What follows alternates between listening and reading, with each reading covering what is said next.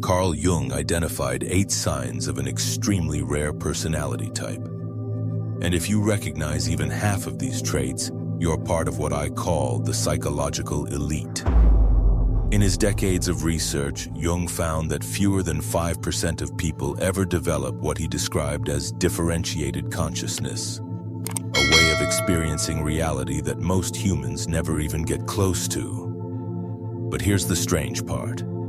These rare individuals often spend their entire lives believing something is wrong with them. Jung documented case after case of people with enormous psychological depth who had been told, directly or indirectly, that their intensity, their sensitivity, and their refusal to accept shallow explanations were personal flaws, instead of signs of exceptional mental sophistication. And here's the twist that most people miss. Jung believed these rare personalities weren't just different. They were evolutionarily advanced. They represented humanity's next stage of consciousness. So today we're going to dive deep into Jungian psychology and uncover the 8 definitive signs of a rare personality type. If you see yourself in these patterns, everything people once told you, that you're too intense, too sensitive, too complicated, will suddenly make sense. Because you're not too much for the world. The world is too little for you. Jung discovered something that modern psychology still hesitates to fully accept. The traits that make you feel like an outsider aren't defects. They're upgrades. You're not broken, you're breakthrough. Jung once wrote, "The privilege of a lifetime is to become who you truly are." But what happens when who you truly are doesn't fit into society's narrow, rigid boxes of normal?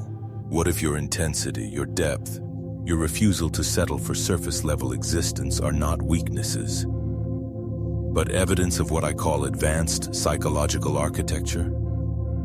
Consider this from an evolutionary perspective. Throughout history, the individuals who pushed humanity forward were always the ones who couldn't accept the status quo. They questioned everything. They felt everything. They saw possibilities that the rest of the world couldn't even imagine. And yet, here's the tragedy. Society still teaches these exceptional individuals to suppress their greatest strengths. You've probably been told more than once that you're too sensitive, too emotional, too serious, or too deep. But Jung understood that these so-called flaws are actually signs of what he called psychological differentiation. The rare ability to perceive and process reality with an intensity and complexity that most people never develop. Modern neuroscience is beginning to confirm this. Dr. Elaine Aron's research on highly sensitive people shows that roughly 20% of the population experiences sensory and emotional input more deeply. But Jung pointed to something even rarer. Individuals whose entire psychological structure is built at an advanced level. And what's even more remarkable is that these people often hide their gifts because they've been taught to view them as burdens. You've learned to dim your light because others found it overwhelming. You've learned to shrink because your full size made others uncomfortable. So let's begin revealing these rare signs, starting with the first one. Sign 1. You experience emotional depth that feels almost supernatural. Jung discovered something astonishing about emotional intensity. He found that certain individuals don't merely feel emotions, they experience what he called affect-toned complexes, emotional waves that carry layers of meaning, insight, and psychological resonance. You don't just have emotions. Emotions move through you like entire symphonies. You feel the emotional tension in a room before anyone says a word. You sense the undercurrents of people's intentions without needing them to explain anything. And here's what Jung understood that most therapists still miss. This isn't emotional instability. It's emotional sophistication. When you feel deeply, you're not overreacting. You're accessing what Jung called the objective psyche, the deeper layers of human experience that most people have learned to disconnect from. For you, everything is information. Every irritation, every shift in tone, Every subtle expression becomes a pathway into understanding yourself and others on an entirely different level. Sign 2. You question reality with what I call sacred curiosity. Most people live what Jung described as unconscious lives. They follow programming they never question, habits, beliefs, and social rules they inherited from others. But you cannot stop questioning. You don't just want answers, you want truth. Jung would describe you as someone with an active thinking function, a mind wired to dig deeper. You don't simply ask what happened. You ask why it happens and what it means. Why do people tolerate relationships that drain them? Why do we accept systems that crush human potential? Why do we pretend shallow conversations are real connection? Jung called this mental ability the transcendent function, the capacity to see beyond current limitations and hold multiple layers of truth at once. But here's the cost of sacred curiosity. Your questions threaten the illusions that keep others comfortable. People who don't want to grow often feel attacked by your very existence.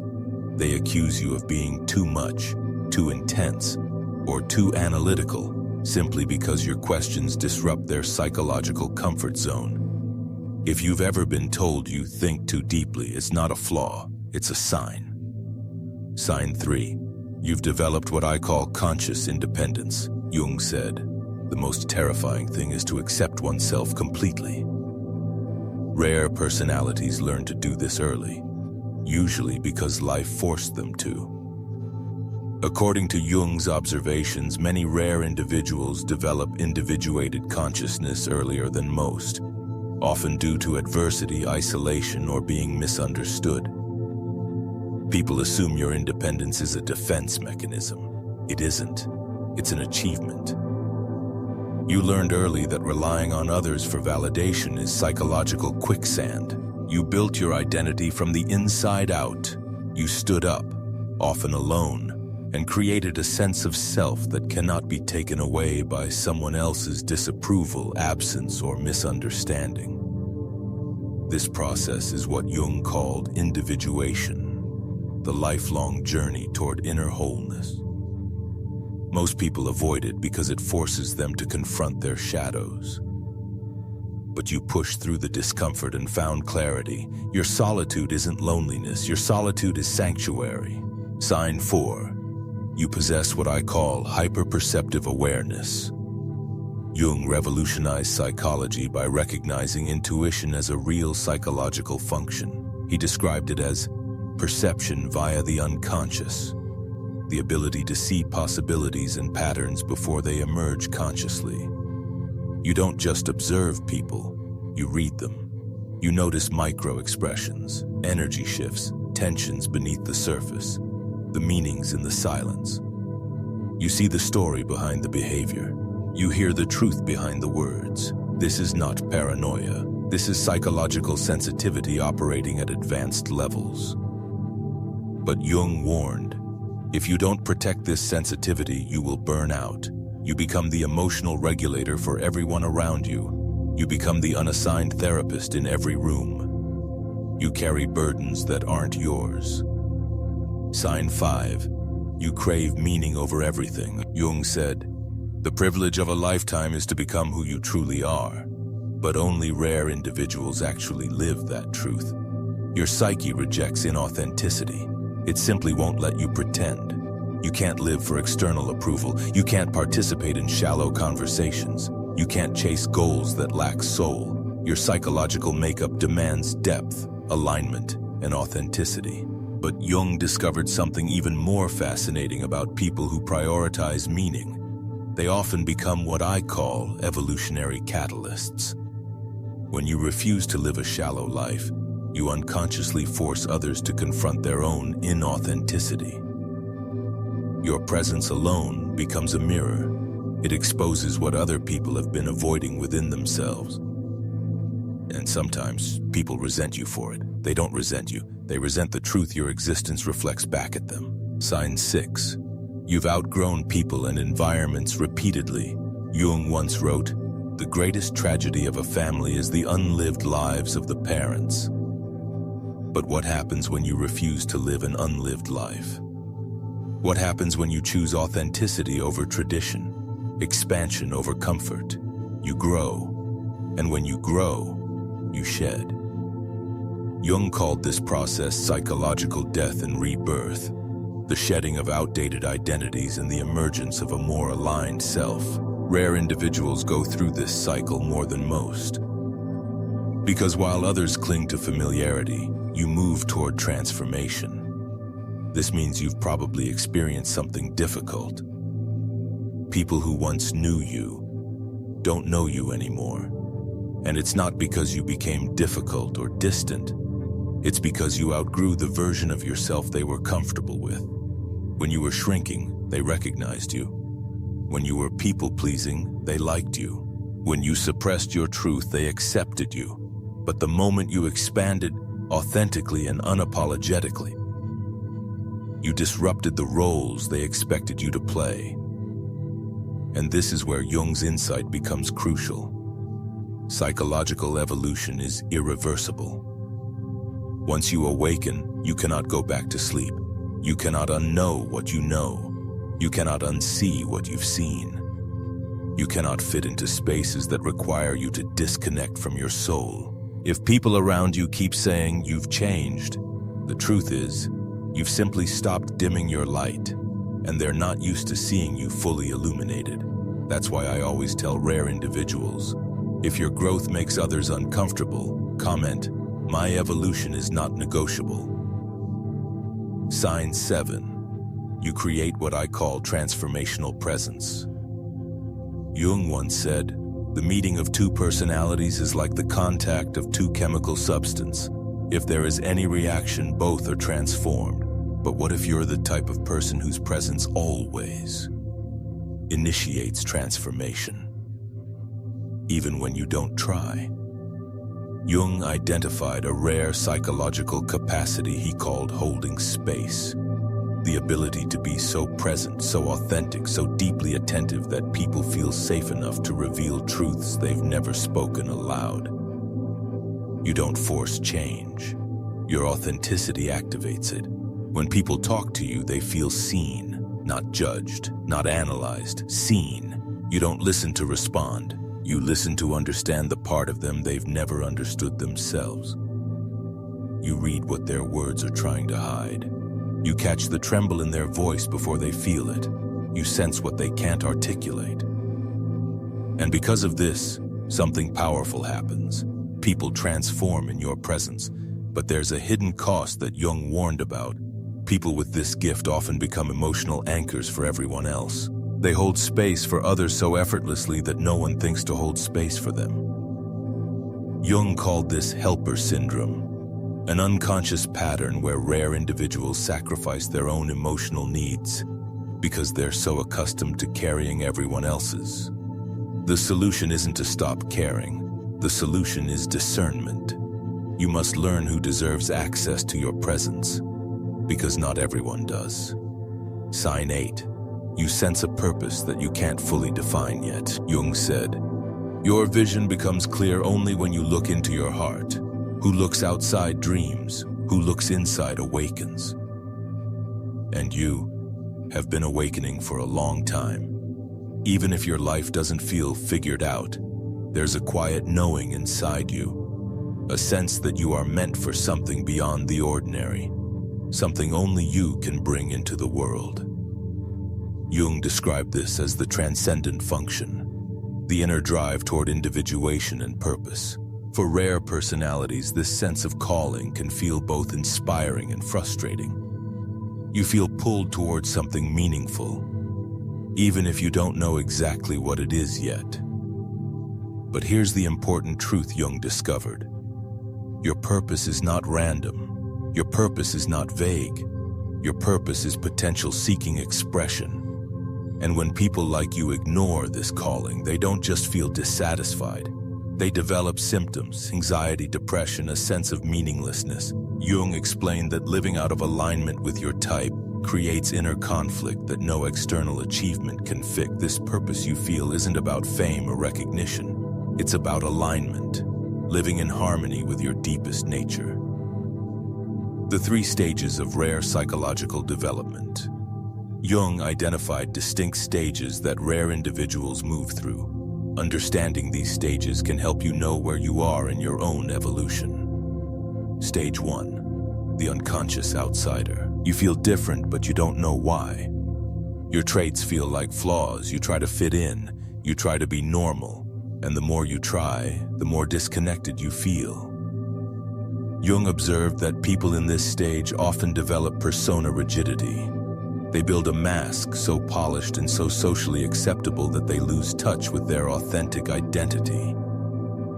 You might have found yourself exhausted, anxious, misunderstood, or hiding the most interesting parts of who you are. Stage 2. The Awakening Individual. This is when you start to see your traits as gifts instead of burdens. You begin to understand Jung's concept of psychological types, and finally you see where you fit. You begin shadow integration, the process of reclaiming the parts of yourself you've been taught to reject. You stop apologizing for your depth. You stop tolerating shallow relationships. You stop allowing others to dim your light. This is the stage where you begin to choose yourself. Stage 3. The Individuated Consciousness. Now you fully integrate your rare traits into a stable, coherent identity. You know who you are. You know what matters. You know what you're here to do. You've achieved what Jung called psychological wholeness, the ability to express your authentic self while remaining connected to the world. At this stage, you become a beacon, not by intention, but by embodiment. Your authenticity gives others permission to be authentic. Your clarity helps others find their own. Your depth invites others to go deeper. You become a catalyst for collective growth simply by being who you are.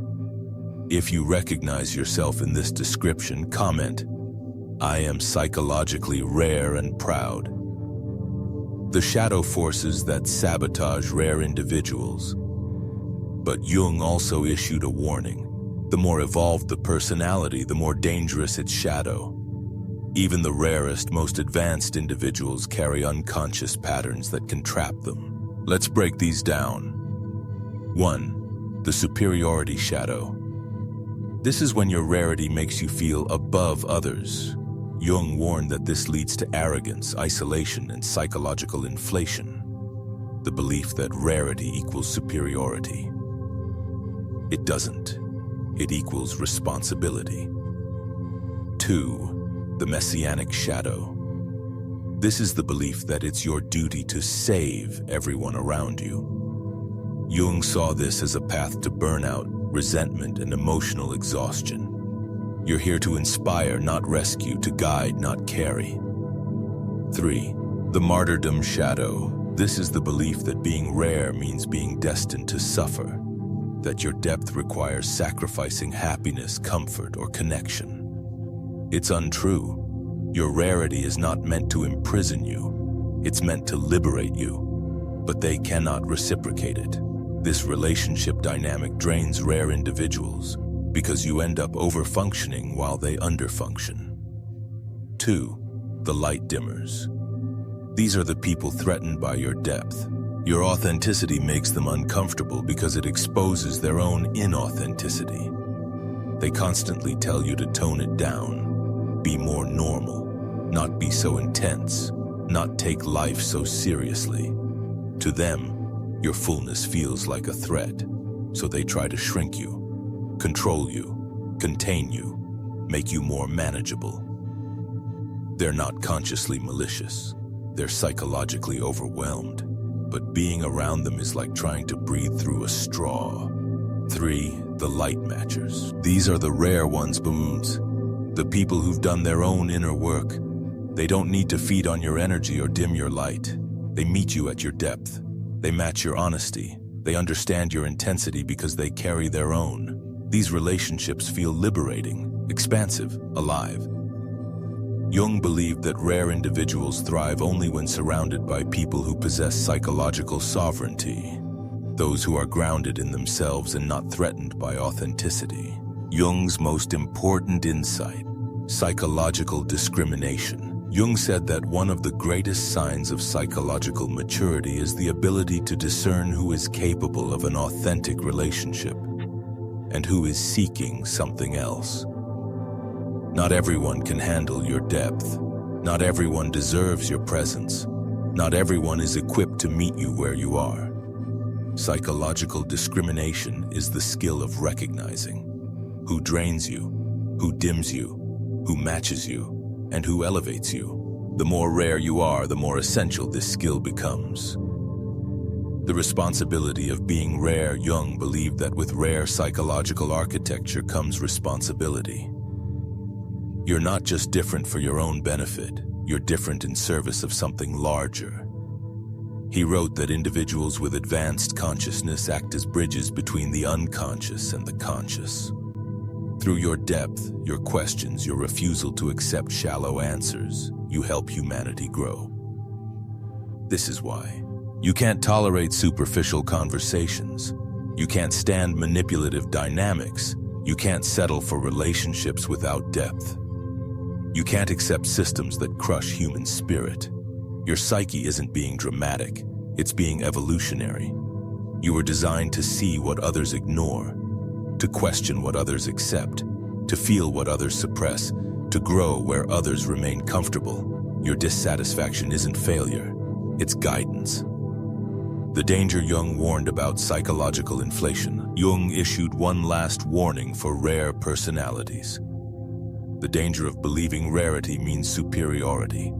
This is what he called psychological inflation, when a person identifies too strongly with their gifts and loses humility. True psychological rarity holds both truths. You are special. Others are not less valuable. Your sensitivity is a form of intelligence, not a flaw. Your intensity is a form of power, not a problem. Your depth is a form of clarity, not an inconvenience. Your independence is a form of sovereignty, not isolation. Holding your gifts with humility is what allows them to flourish. Jung's prediction about the future of humanity. Jung believed that as humanity evolves, more people will develop these rare traits. What is extraordinary today will be normal tomorrow. What is rare now will become foundational to the next stage of human consciousness. This means something profound. You're not just personally rare, you're evolutionarily important. You represent what Jung called the leading edge of consciousness. You are what humanity is becoming. That means your struggles weren't for nothing. Your loneliness wasn't meaningless. Your sensitivity wasn't a mistake. Your intensity wasn't wrong. Every time you felt like an outsider, you were simply ahead of your time. Every time people criticized you for being too much, you were threatening their limited worldview. Every time you chose authenticity over acceptance, you expanded what's possible for human connection. Every time you refused to settle for shallow meaning, you raised the bar for what a meaningful life can be. Jung believed that psychological evolution happens through individuals like you, those who push against the boundaries of what's considered normal, those who refuse to shrink, those who question everything that others blindly follow. You aren't just living your story, you are expanding what it means to be human. Accept your rarity. With courage, not apology. This journey comes with loneliness. It comes with misunderstanding. It comes with responsibility. But Jung's final insight is perhaps the most liberating. You must learn to love your rarity without needing anyone else to understand it. You're not here to convince others of your value. You're here to embody it. You're not here to make people see your light. You're here to shine it. Some people will never understand your depth. Some will be intimidated by your questions.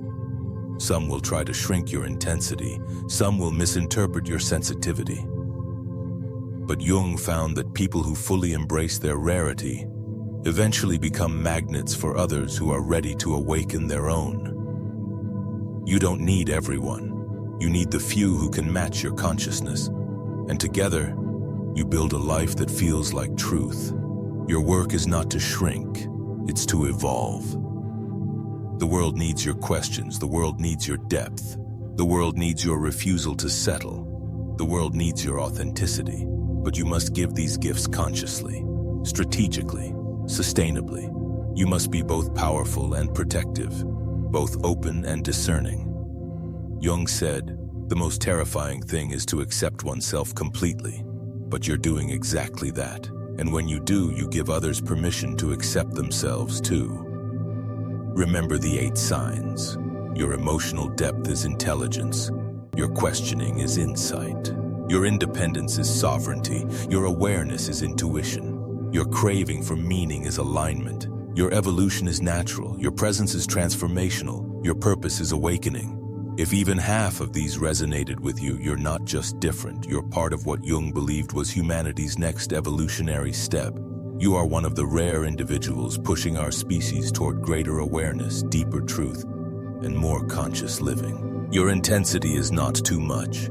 It is exactly what the world needs to wake up. Your sensitivity is not weakness, it is advanced perception. Your depth is not a burden, it is a gift. Your rarity is not a curse, it is your power. Jung dedicated his entire life to understanding people like you because he knew one thing: you are not here to fit in. You are here to evolve the world. The world doesn't need you smaller, or quieter, or easier. The world needs you, fully expressed, fully awakened, fully rare. If you're ready to embrace your psychological rarity without apology, comment, "I am evolutionary consciousness in human form." And if you want to understand the shadow side of sensitivity even more deeply, watch my video Final Warning to Empaths. They're feeding on your light, where I reveal Jung's most unsettling discovery about how unconscious people drain the energy of advanced personalities. Subscribe, because this journey into the depths of what makes you extraordinary is only just beginning. Remember, you're not too much, the world is too little, and Jung knew that people like you are the ones who change that. See you in the next dimension.